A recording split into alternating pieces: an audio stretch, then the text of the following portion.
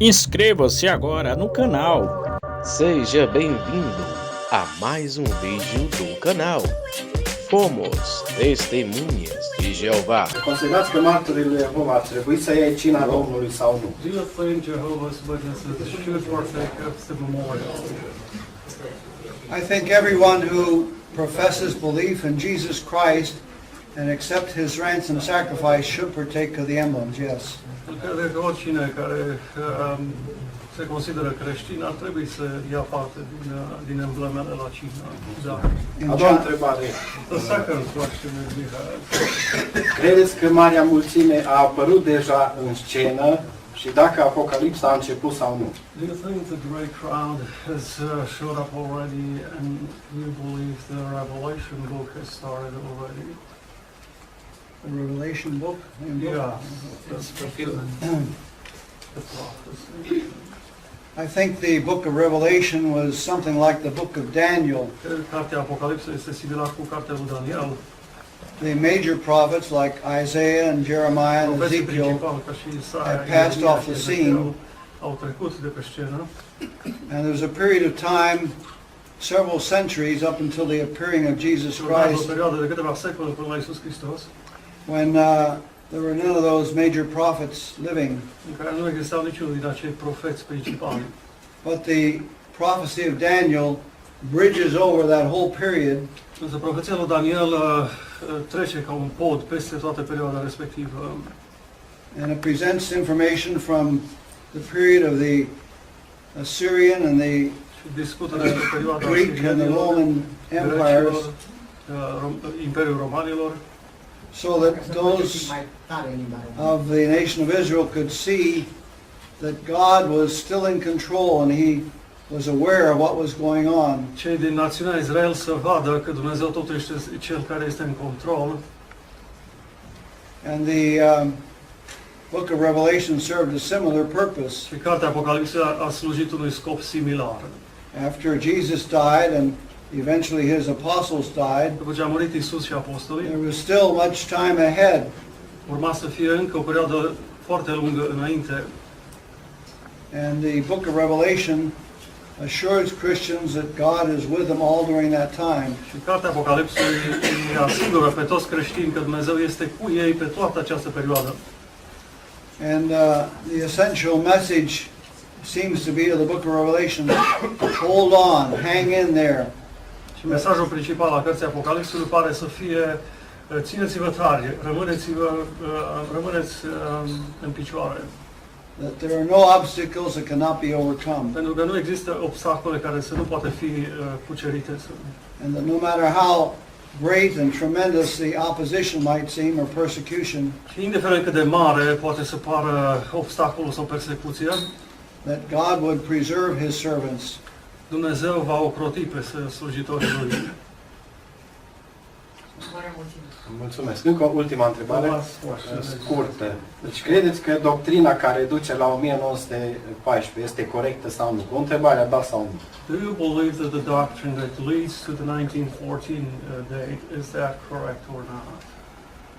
No, it's a misapplication of the things that Jesus talked about. Nu e corect, este o aplicare greșită a lucrurilor despre care a vorbit Iisus. And Jesus warns His disciples not to be misled Iisus i-a avertizat pe discipoli să nu fie înșelați. by those who would say, Christ is here, Christ is there. De către cei care spun Hristos este aici sau Hristos este dincolo. And that they should not be confused by the things that would go on in the earth. Și să nu fie confuzi, să nu se fie încurcați de lucrurile care se întâmplă. He says you will hear of wars and rumors of Și că o wars. să auziți de războaie și vești de războaie, He says do not become disturbed. dar să nu All fiți these things tulburați. must take place, but the end is not yet. Toate lucrurile astea trebuie să se întâmple, dar totuși sfârșitul nu va fi încă. And that was true. The Christians who lived in that time saw one war after another war. They saw Și asta a fost earthquakes, adevărul. famines. Creștinii care au trăit în perioada respectivă au văzut toate evenimentele, războaiele, cu tremurele, But there was no reason for them to get all excited and say, oh, here's the sign, He's here. însă nu era un motiv ca să fie entuziasmați și să spună că, sigur, sfârșitul este aici. The things that Jesus referred to are things that characterize human history all down through the Lucruri despre ages. care vorbește Isus sunt lucruri care caracterizează istoria pe tot parcursul secolelor. Mulțumesc. Thank you. Let's see, Căprarul. Mă rog să faceți ordine ca să ori Da, la one, two, după trei. desul eu și Da. următorul, ca să nu e tot. 1, 2, 3, and 4. Ok. Da. Bun. Zi. Câte întrebări? Eu am una. Una. Nu, Călin. Nu, Călin, dacă trebuie să fie întrebare. Ok. Fac o mică introducere la întrebarea care o pun. A short introduction to the question I'm asking. Ca și martori sau As witnesses, oameni care am trecut într-o altă religie, for people who went to a different religion, am fost învățați să privim și alte religii false. we've been taught to look at the other religions as false religions. A fost de asemenea o politică vis-a-vis de interconfesionalism. There was also a policy regarding interfaith.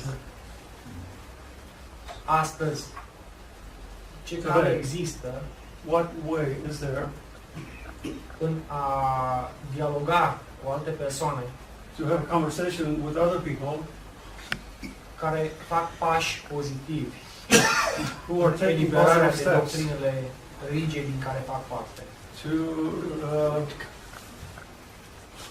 to get rid of the doctrines, false doctrines where they come from? Este o întrebare actuală, ținând cont de faptul că astăzi oamenii se definesc religioși fie prin It's an appropriate question for today because people identify themselves apartenența la o anumită religie, either by belonging to one religion, practicarea unor obiceiuri și credințe, practices some beliefs, sau faptul că au fost botezați într-o anumită religie. or the fact that they've been baptized to a certain religion. Și în felul ăsta se pierde esența veștii bune. And in this way, the essence of the good news is lost. Așa că revin din nou la întrebare. Coming back to the question, De pe ce poziție trebuie să vorbim din nou cu acești frații noștri, what is the position we should talk from când de fapt noi nu vrem să-i băgăm într-o a treia religie, with these people that we don't want to take them to another religion, vrem doar să-i ajutăm să se but we simply want to debaraseze help din nou them de to învățăturile get false. rid of those false doctrines. I think that's the end of the question. Bible, Mulți oameni, când citesc it's as if Biblia, they're looking through colored glasses se uită prin niște ochelari colorați and they change the wording to fit these ideas și that they modifică have. exprimările și cuvintele ca să potrivească cu ideile lor proprii. We can't do that. We have to let the Bible speak for itself. Nu putem face lucrul ăsta, trebuie să lăsăm Biblia să vorbească de la sine. And so when I talk to people, well, that's what I do. Eu când vorbesc cu oameni, lucrul ăsta îl fac. For example, I have often talked with individuals who were witnesses, and Vorbesc adesea cu persoane care încă sunt martori I've taken up the first chapter of Galatians și merg la Galateni, capitolul 1, and just gone through that first chapter și parcurg acel prim capitol and help them to see that there was no such thing as a governing body and și îi ajut să înțeleagă că nu a existat acel concept al corpului de guvernare în perioada aceea. because the Apostle Paul says that when Christ was revealed to him, Pentru că Apostolul Pavel spune când Hristos i s-a dezvăluit lui, he says, I did not take counsel with men. nu m-am sfătuit cu oamenii. He said that he didn't go up to Jerusalem for 3 Zice că years. nu a mers la Ierusalim timp de 3 ani. If Paul believed there was a governing body Dacă and it was Pavel located in Jerusalem, ar fi considerat că există un corp de guvernare la Ierusalim, then he would feel obligated to go there first of all ar fi simțit obligat să meargă mai întâi acolo and say to the governing body, tell me what to do. și să spună la corpul de guvernare, să întrebe ce trebuie să fac. But he says he didn't do that. Dar el spune în scris că nu a făcut asta. And all through that first chapter he shows that his actions and his service was not something tied in with what other men might tell him.